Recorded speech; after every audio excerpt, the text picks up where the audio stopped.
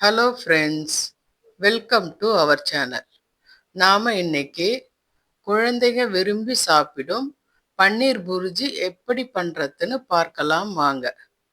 இது சப்பாத்தி, நான், பூரிக்கு ஏற்ற சைட் டிஷ்.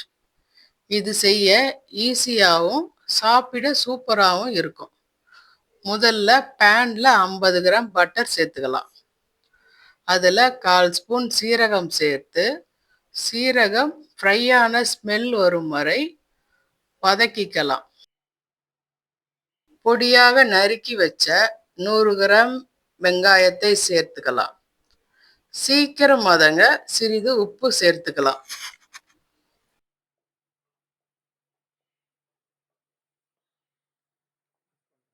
வெங்காயம் வதங்கியதும் 3 பொடியாக நறுக்கிய பச்சை மிளகாய் சேர்த்து நல்லா வதக்கிக்கலாம்.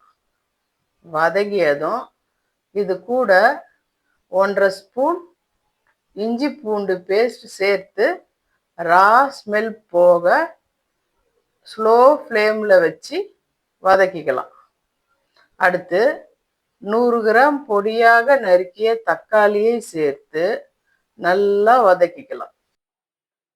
வதக்கிய வெங்காய தக்காளியை பேனின் ஓரத்தில் வைத்து 2 ஸ்பூன் ஆயில் சேர்த்து 2 ஸ்பூன் கடலை மாவு போட்டு 2 நிமிடம் ஸ்லோ ஃப்ளேமில் வச்சு வதக்கிக்கலாம்.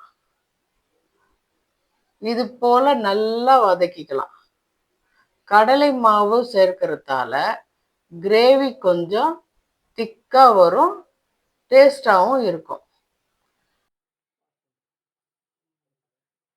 பிறகு சிறிது தண்ணீர் சேர்த்து கிளறி அடுத்து மசாலாக்களை சேர்த்துக்கலாம். பிளெயின் மிளகாய்த்தூள் 1/2 ஸ்பூன், தனியாத்தூள் 1/2 ஸ்பூன், பிறகு 1/4 ஸ்பூன் மஞ்சள் தூள், தேவையான அளவு உப்பு சேர்த்துக்கலாம். பிறகு கரம் மசாலா 1/2 ஸ்பூன் சேர்த்து வதக்கி 1 கிளாஸ் தண்ணீர் சேர்த்து எண்ணெய் பிரியும் வரை 7லேருந்து 10 நிமிடம் ஸ்லோ ஃப்ளேமில் வச்சு குக் பண்ணலாம்.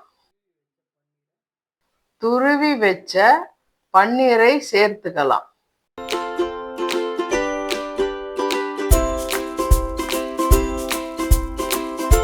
ஃபைனலாக 1/2 ஸ்பூன் கஸ்தூரி மேத்தி, கொத்தமல்லி தூவி 2 நிமிடம் மிக்ஸ் பண்ணி இறக்கினால் பிரமாதமான பன்னீர் புர்ஜி ரெடி. செய்து சாப்பிடுங்க ஃப்ரெண்ட்ஸ். ப்ளீஸ் குக் வித் அபிஸ் மாம் சேனலுக்கு லைக் பண்ணுங்க, ஷேர் பண்ணுங்க, சப்ஸ்கிரைப் பண்ணுங்க. தேங்க்ஸ் ஃபார் வாட்சிங். Be happy friends.